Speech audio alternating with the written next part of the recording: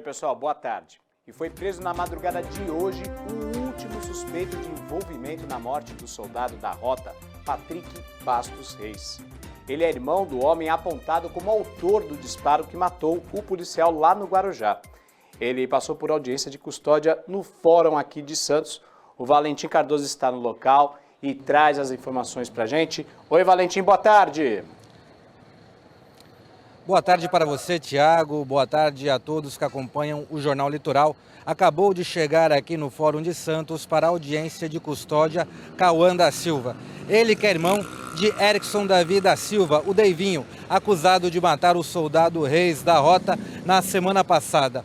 Cauã acabou se entregando às 2 horas da manhã desta quarta-feira no Palácio da Polícia, aqui mesmo em Santos. Logo em seguida, Cauã foi levado para o 5º Distrito Policial da cidade, que fica na Zona Noroeste. Lá, juntamente com outros 7 presos, Cauã foi levado para o IML da cidade de Praia Grande, aonde passou por exames. Desses 8 presos, Tiago, 4 são considerados de estarem presos devido à participação em todos esses crimes que vem acontecendo aqui na Baixada Santista. Esses 4 foram capturados dentro da Operação Escudo.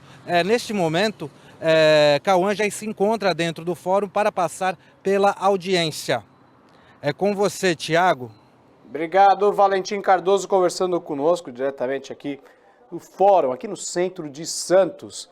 Informação de agora, pessoal. Chegou agora há pouco essa informação pra gente. Um dos criminosos responsáveis pelo ataque contra a policial no bairro do Campo Grande foi preso agora há pouco, no finalzinho da manhã. A gente tem as imagens, inclusive, do Viver em Santos, imagens do helicóptero da Polícia Militar. Essa é a região do bairro do São Bento, próximo ao elevado Aristides Bastos. De acordo com informações da polícia, esse criminoso estava em um ônibus municipal, perto do Morro do São Bento, e segundo informações, ele agia de forma suspeita, entrou no transporte público para tentar fugir e a polícia acabou encontrando esse criminoso. Na mochila do indivíduo foi encontrada uma pistola 9mm, 6 munições, um radiocomunicador e drogas. A quantidade não foi especificada pela polícia. A PM segue com as investigações para identificar outros indivíduos envolvidos aí nesse ataque contra a policial militar lá no bairro do Campo Grande. Ela ficou ferida, foi internada, está lá na Santa Casa de Santos. 12h49.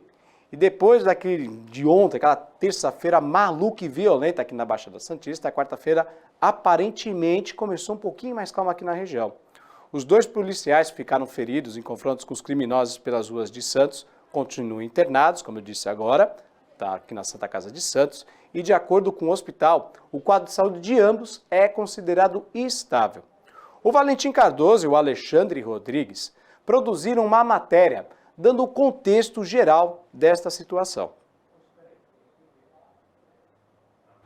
Atenta à rede, somente para ciências aí, indivíduos aí, efetuaram aí 190 aí, informando aí que agora os indivíduos vão atirar na cara aí dos policiais aí, que é sério. E logo após efetuar o disparo aí na viatura na área do Sexto. Os policiais aí ficaram atentos, 6h07.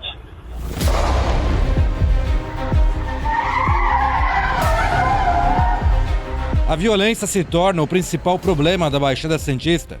Em menos de uma semana, a região do estado, conhecida pelas suas belezas naturais, foi o palco de 3 tentativas de homicídio a policiais, sendo uma delas com vítima fatal, o soldado da Rota Patrick Reis, morto por um tiro de pistola, disparado a mais de 50 metros de distância, durante uma patrulha de rotina, próximo de uma comunidade no Guarujá. Patrick Bastos Reis tinha 30 anos, era casado e pai de um filho pequeno. O soldado da capital veio realizar um patrulhamento no Guarujá. Ao se aproximar do túnel da comunidade da Vila Zilda, foi atacado por criminosos, recebeu um tiro no tórax e foi levado para ser atendido até o pronto-socorro da rodoviária. No entanto, o soldado não resistiu aos ferimentos e veio a falecer. Com a morte de Reis, a Polícia Militar intensificou a Operação Escudo e não demorou muito para prender Erickson David de Souza, o Deivinho, que acabou por se entregar em uma delegacia da Zona Sul da capital. uma resposta das forças do Estado à morte do soldado Reis. Até agora, as ações policiais já contabilizaram 14 mortes. Nós estávamos no curso da Operação Impacto na Baixada Santista, no Guarujá, uma operação contra o tráfico de drogas que, infelizmente, tomou conta da Baixada Santista. Pela proximidade com o Porto de Santos, pelas mazelas sociais, pela questão da geografia, né, pela favelização, enfim, o tráfico ocupou a Baixada Santista. E nessas operações a gente teve o falecimento do soldado Reis, soldado de rota, e que abalou muito a nossa polícia, abalou, acho que a nossa sociedade como um todo. É inadmissível que um soldado da polícia no serviço seja atacado. É inadmissível que o crime ataque um policial. É inadmissível que a gente perca gente em serviço. Há de se ter o respeito com a instituição, há de se ter o respeito com a polícia. Eu sempre disse que sem ordem a gente nunca vai ter progresso. Então, a partir daí, a gente eclodiu uma operação, a Operação Escudo, para capturar os criminosos. E no dia de ontem, o atirador foi capturado. Um trabalho de investigação conduzido pela Polícia Civil, que envolveu aí recursos de inteligência, que nos permitiram identificar todos que participaram dessa lamentável ocorrência.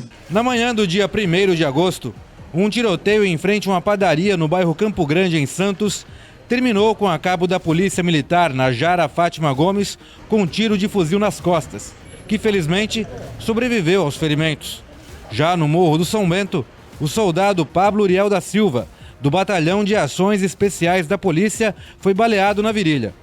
Ambos foram encaminhados para a Santa Casa da cidade e passam bem. A inteligência da polícia não descarta que o ataque em Santos foi uma estratégia dos criminosos para tirar o foco dos policiais no município de Guarujá e, assim, retomarem as ações com o tráfico de drogas.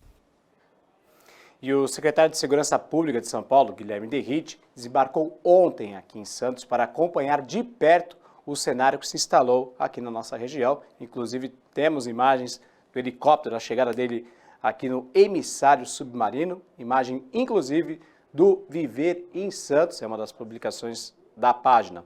Ele chegou sob forte esquema de segurança e, em seguida, concedeu uma coletiva de imprensa no Palácio da Polícia, aqui no centro.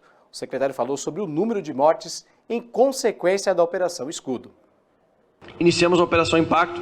A partir da morte do soldado Reis, Operação Escudo, nós vamos continuar com a Operação Escudo, desmistificando algumas narrativas que não passam de narrativas, dizendo que, olha, o indivíduo foi torturado.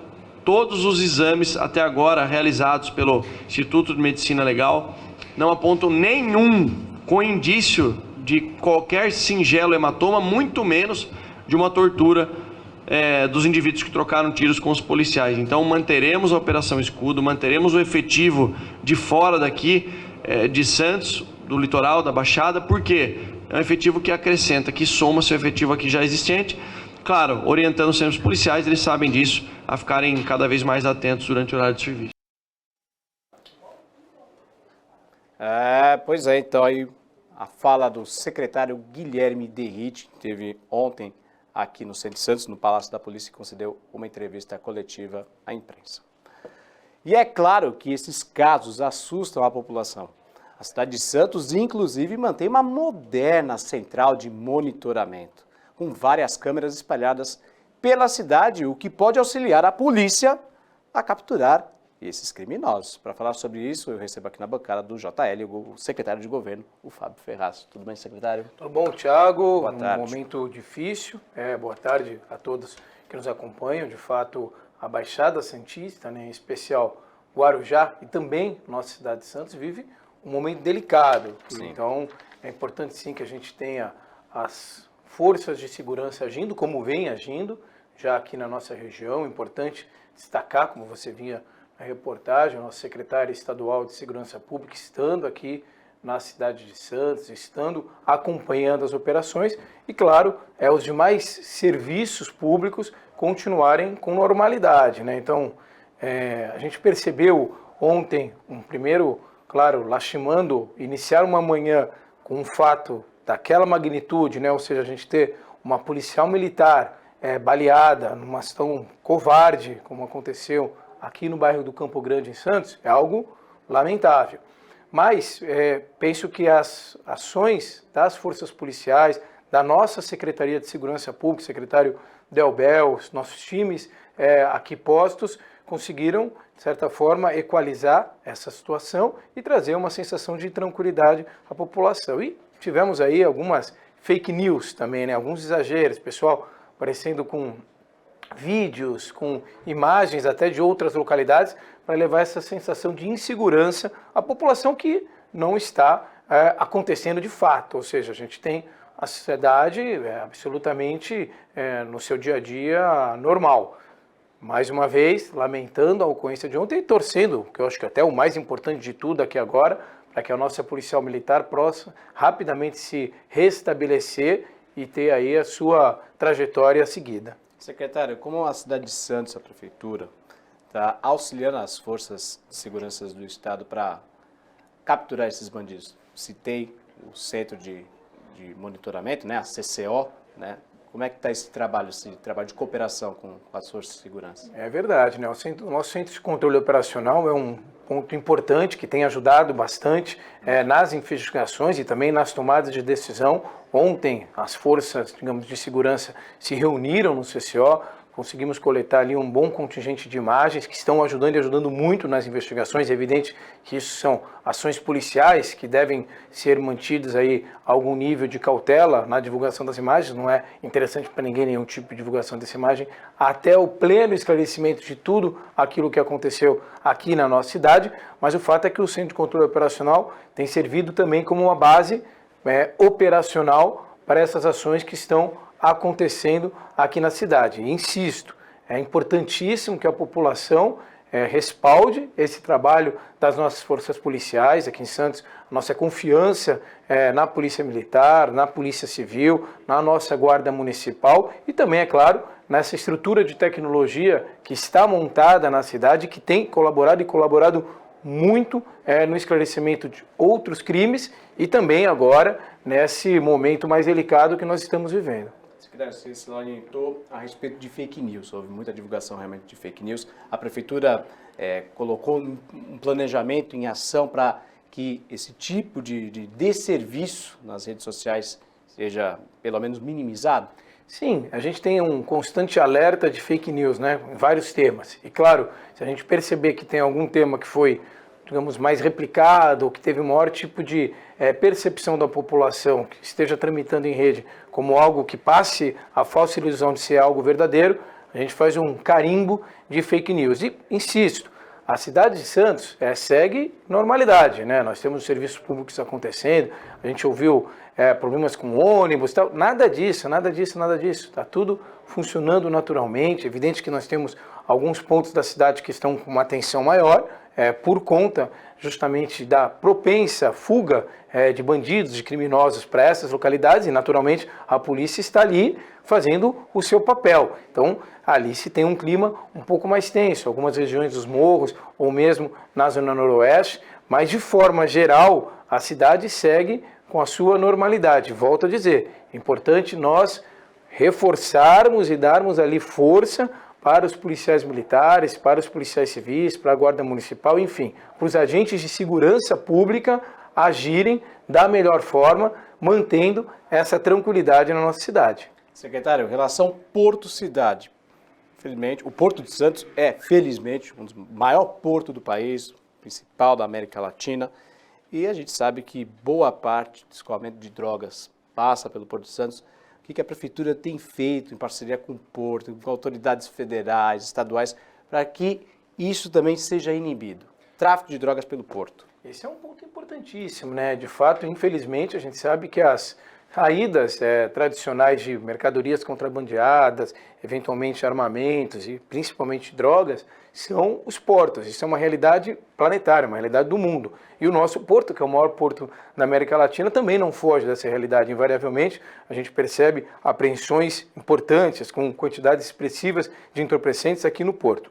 investimento sobretudo em tecnologia. Então a gente tem percebido sim, investimento das empresas privadas, da autoridade portuária e esse diálogo com aquilo que nós já temos consolidado na cidade de Santos. Então, constantemente temos agendas em comum no nosso CCO, conhecendo também o Parque de Tecnologia da Operação Portuária, para que a gente possa, em conjunto, ter aí o desenvolvimento de boas estratégias de proteção das pessoas de forma geral e inibição das ações delituosas, sobretudo o tráfico de drogas.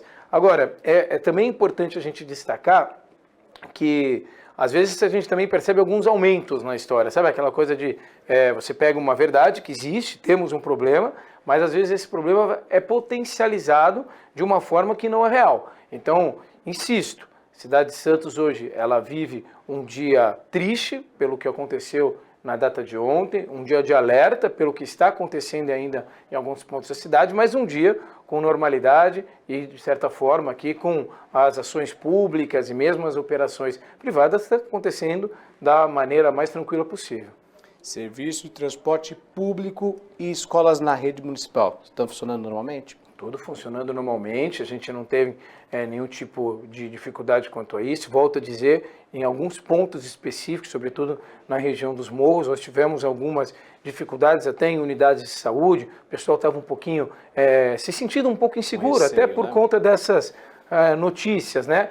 Mas tudo ocorrendo naturalmente e, volto a dizer, espero que a gente possa ter a manutenção dessa tranquilidade na nossa cidade e os crimes de fato solucionados. Que as pessoas se informem nos canais oficiais da Prefeitura e também através do meio de imprensa, né, que é o caminho correto. Eu sou suspeito para falar disso, Thiago, que eu sou um entusiasta do tema, né? Eu acredito demais na imprensa. A imprensa exerce um papel fundamental para a manutenção da democracia, da sociedade livre e justa, e é importante que as pessoas busquem as informações. Então, os canais de imprensa são os canais mais adequados para as pessoas se informarem. Essa história do WhatsApp ou mesmo das redes sociais de forma geral, muitas vezes são perigosas, porque verdades ou meias-verdades são invertidas nas redes sociais e passam a ser uma nova verdade. Então, isso é sempre muito delicado. Perfeito. Secretário, muito obrigado pela sua participação aqui no Jornal Litoral, esclarecendo então os fatos concretos que estão acontecendo na cidade, e também para tranquilizar o munícipe que está aqui na cidade de Santos, que a cidade segue o dia normal, apesar de todo o caso de violência que assustou todo mundo ontem, a cidade segue o seu trabalho, o seu dia a dia, o seu cotidiano. Muito obrigado, viu? Eu que agradeço, Thiago. Um abraço a todos. A participação do secretário de Governo da cidade de Santos, Fábio Ferraz, estará disponível daqui a pouquinho no nosso canal no YouTube. Acesse youtube.com/Jornal Litoral. 13 horas e 4 minutinhos, veja a seguir as notícias do portal Costa Norte e muito mais. Não saia daí, a gente volta já.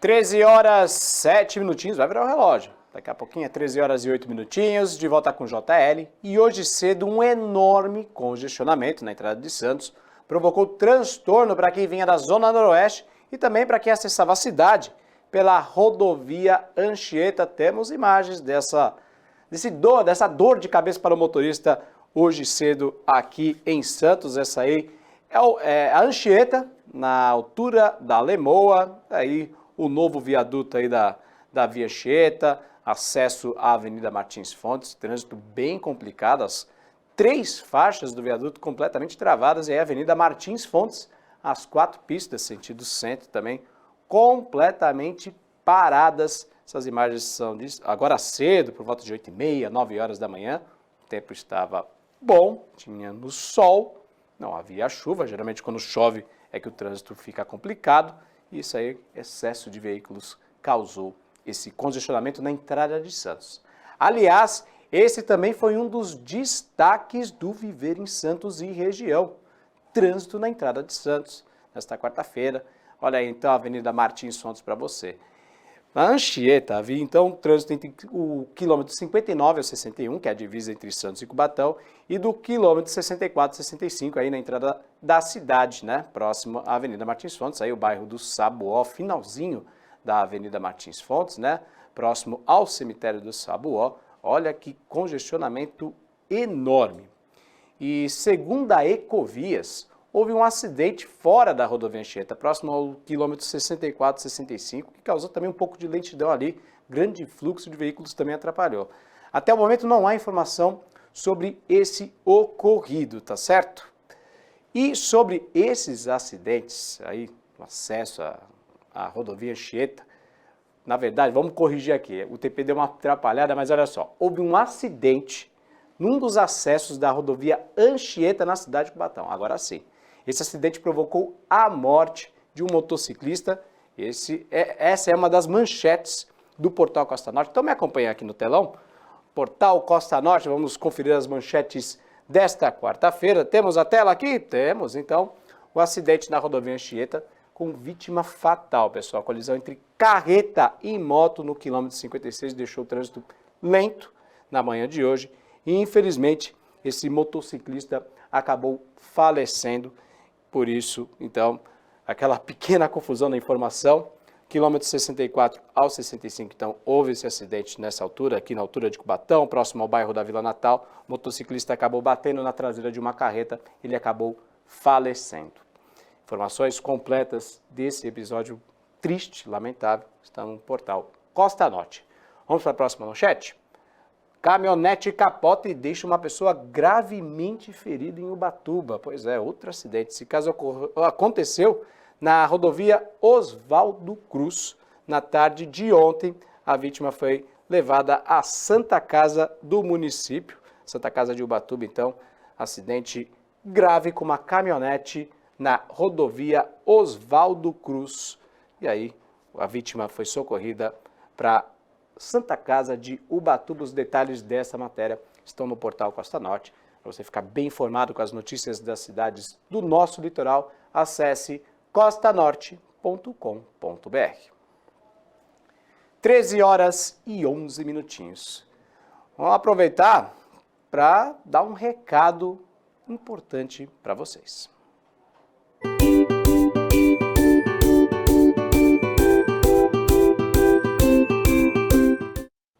Fica a dica Poupa Med. São 5 dicas para reduzir problemas digestivos como azia, refluxo e mal-estar, que acontecem quando a digestão não funciona de forma adequada e algum desequilíbrio está ocorrendo no organismo. A boa notícia é que existem algumas soluções e hábitos para prevenir e controlar desconfortos digestivos. Dica número 1 na tela para vocês. Coma menos alimentos que causam fermentação. Cuidado com feijão, legumes como brócolis, repolho, batata doce, ovo cozido, gorduras e doces em excesso, além de bebidas gaseificadas, hein? Dica número 2, coma devagar. Alimentos mal mastigados ficam mais tempo no estômago e os nutrientes demoram mais para serem absorvidos. Dica número 3, não fale durante as refeições. Quando você fala enquanto mastiga, quantidades de ar são engolidas e se transformam em gases dentro do estômago. Dica número 4, se hidrate. Beber bastante água melhora o trato digestivo, pois auxilia na dissolução dos nutrientes. Dica número 5, use suplementos de lactase. A lactase é uma enzima que, ao participar da digestão do leite e de seus derivados, evita os sintomas da intolerância à lactose. Pois é, pessoal. Lembre-se, se você estiver sentindo fortes dores locais, como febres, vômitos ou diarreias que não param, procure um farmacêutico ou um médico.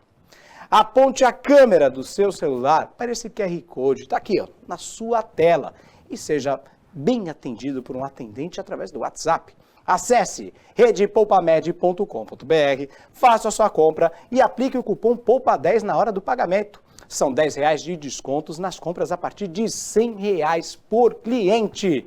Rede Poupa Med. 13 horas 14 minutinhos, está na hora do nosso quadro Visão Estratégica Finanças.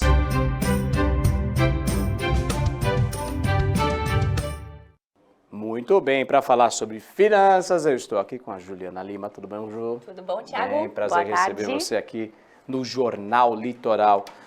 Juliana, chegaram várias dúvidas dos nossos telespectadores nas nossas redes sociais. A gente abriu uma caixinha ontem para que as pessoas mandassem dúvidas sobre finanças. Pois é, estava lá no Instagram da TV Cultura Litoral, o @TV Cultura Litoral. Então, vamos às dúvidas. Na tela para você, a Jessie Kegger. Nossa, tem que tomar cuidado. A Jess, vou chamar de Jess, tá? A Jess. Devo juntar dinheiro no banco para conseguir o mínimo para iniciar em uma corretora? Pergunta da Jessie. Que legal. Jessie, obrigada pela pergunta.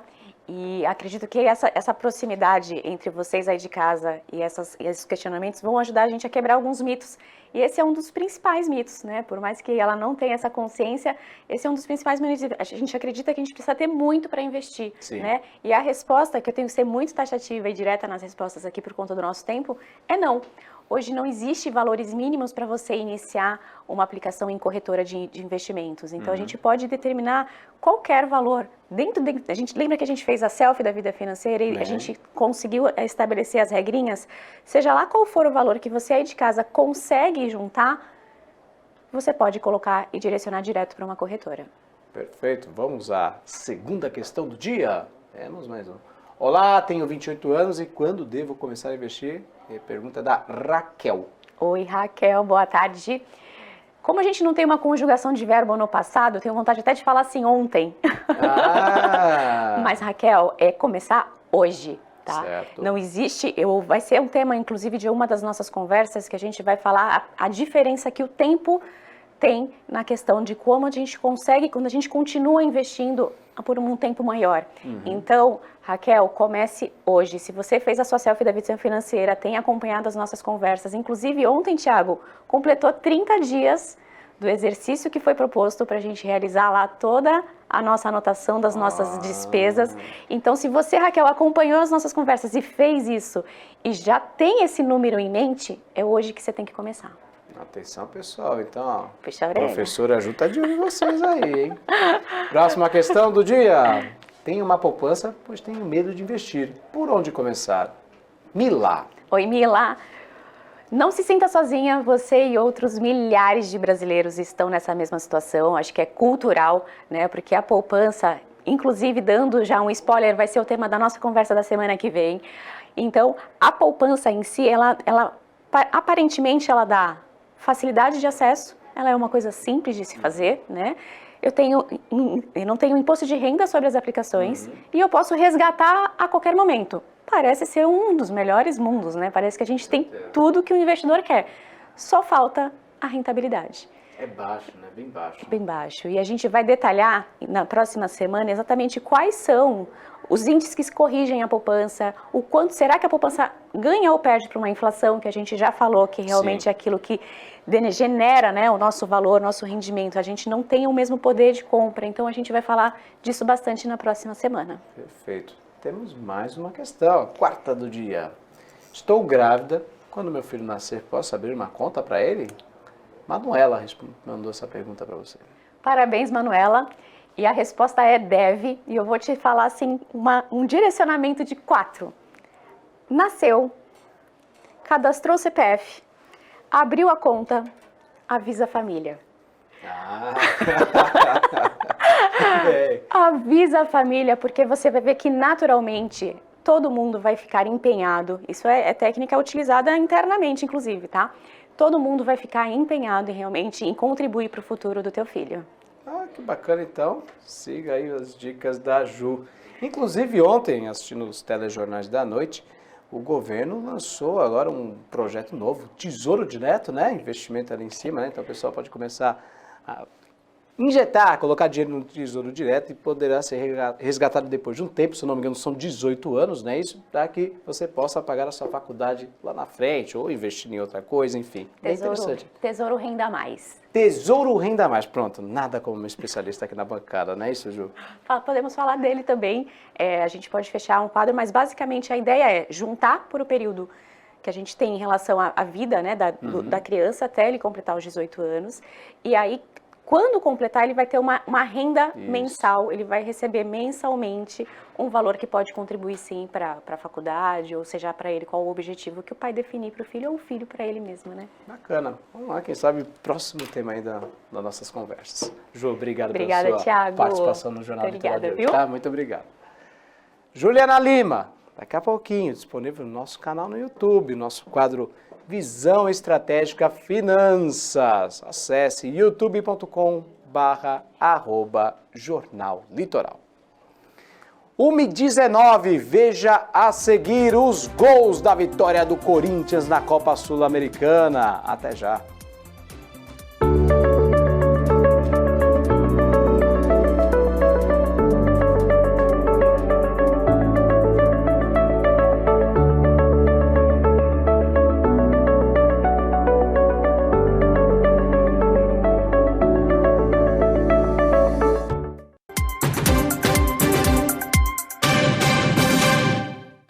Horas 22 minutos, Jornal Litoral ao vivo para você. Estamos aqui de segunda a sexta, 15 para 1 da tarde, grudado, colado no Jornal da Tarde. Vou andar aqui um pouquinho para trás, nós vamos saber as condições do trânsito, as estradas e as balsas nesta quarta-feira. Começamos então pelo sistema Anchieta Imigrantes, a operação em vigor é a 5x5, atualização meio-dia 17, a operação 5x5 representa que pistas norte e sul, tanto da rodovia Imigrantes como da rodovia Anchieta, estão liberadas para o tráfego de veículos. Eu estou aqui com as redes sociais da Ecovias abertas aqui no meu celular e segundo a concessionária, há 31 minutos atrás dessa atualização, segue tudo normal no sistema Anchieta Imigrantes. Eu vou correr aqui com a barra para ver se existe mais alguma informação. Tá tudo bem tranquilo, tá, pessoal? Então, o sistema Anchieta Imigrantes segue normal nesta tarde de quarta-feira e a condição também na Cônego Domênico Rangoni e na Padre Manuel da Nóbrega, que são rodovias que também são concessões da Ecovias, também seguem normais nesta quarta-feira. Vamos saber como estão as balsas? Travessia de balsas entre Santos e Guarujá, 15 minutos de espera em Santos, 20 minutos do lado do Guarujá, são 6 balsas operando. E bastante fila, né, nas alças de acesso aí às balsas nos dois municípios, mas segundo o Departamento Hidroviário, o tempo de espera é esse, 15 minutos em Santos, 20 minutos no Guarujá. Ainda falando do Guarujá, travessia entre Guarujá e Betioga, 20 minutinhos de espera em ambos os municípios, 2 embarcações operando a travessia, indo lá para Ilhabela, São Sebastião, travessia entre Ilhabela e São Sebastião, temos 5 balsas operando essa travessia, meia hora de espera lá no litoral norte. As informações das travessias de balsa do nosso litoral estão no site do Departamento Hidroviário do Estado de São Paulo. Acesse www.dh.sp.gov.br e as informações do sistema Anchieta Imigrantes, da Cônego Domênico Rangoni, da Padre Manuel da Nóbrega, estão nas redes sociais da Ecovias. 13 horas e 25 minutos e ontem foi o Dia Mundial da Amamentação. A importância da amamentação é inegável. É por meio dela que o melhor alimento é ofertado à criança em sua principal fase de desenvolvimento. E com o objetivo de conscientizar a sociedade sobre esse tema, em 1992 foi criado o Dia Mundial da Amamentação. A data, que começou a ser comemorada graças à Aliança Mundial de Ação Pró-Amamentação, está incorporada à Semana Internacional de Alimentamento Materno, que acontece em 120 países entre os dias 1º e 7 de agosto. Para Paula, moradora de Betioga, amamentar a pequena Maria, agora com 5 anos de idade, foi um período especial de sua vida. Maria hoje tem 5 anos. Maria tomou leitinho da mamãe, né, o leite materno até 4 anos e 2 meses. Né, esse desmame aconteceu no ano passado. E assim, o meu depoimento sobre a amamentação, ele é muito positivo, muito feliz. Amamentar Maria foi a minha segunda maior felicidade. A primeira felicidade foi ter ela. E a segunda maior felicidade foi poder amamentar ela. E eu me preparei muito, né, na gestação, eu estava disposta, porque a amamentação é uma entrega. E assim que ela nasceu, a gente teve aquela famosa golden hour, né? Então ela saiu diretamente para o meu colo. Então eu lembro dela que ela já mamou na sala de amamentação, na sala de parto.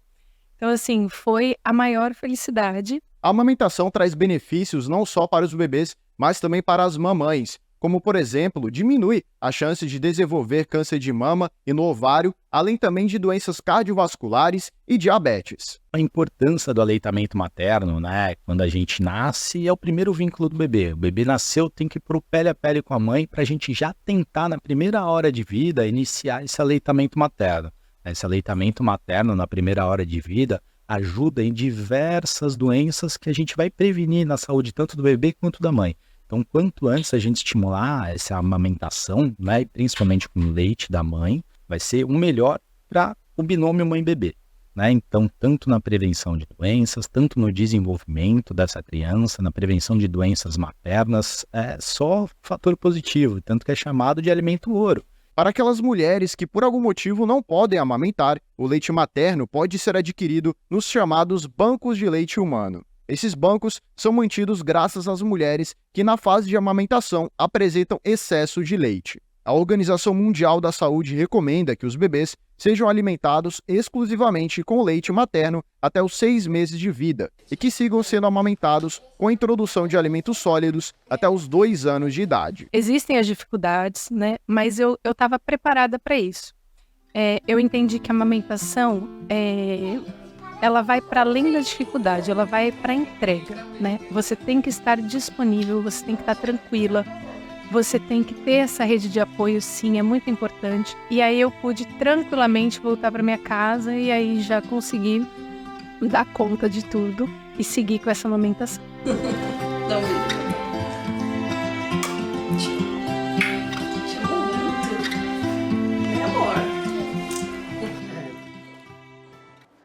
É legal, né, pessoal? Um ato super importante, faz bem para a saúde da mamãe e também pro filhotão aí, né, pessoal? Então, vamos aumentar 6 meses. Durante 6 meses, o bebê tem que ser amamentado, tá certo? 13 horas e 28 minutinhos. Vamos trocar a ficha, vamos sair da hora bonitinha da matéria para sair para hora alegre para os corintianos, né? Vamos de futebol. Copa Sul-Americana. O Corinthians entrou em campo e não decepcionou o torcedor. Confira os gols. Copa Sul-Americana, primeiro jogo das oitavas de final. Em Itaquera, Portillo abriu o placar para o New Old Boys. No segundo tempo, Yuri Alberto, cobrando pênalti, empatou o jogo. E o Wesley virou para o time brasileiro. Final, Corinthians 2, New Old Boys 1. Então a vitória do Timão. E hoje também pelas oitavas de final, mas pela Libertadores, o Palmeiras enfrenta o Atlético Mineiro em Belo Horizonte. E tem que fechar o jornal com essa triste notícia. Hoje cedo as meninas da seleção foram eliminadas da Copa do Mundo após um empate sem gols e sem graça contra a Jamaica. Pois é, então a seleção brasileira feminina, disputando lá o Mundial de Futebol na Austrália e na Nova Zelândia, acabou empatando sem gols, precisava vencer a Jamaica e acabou empatando. Então as meninas voltam para casa sem o título. Daqui 4 anos, quem sabe, né?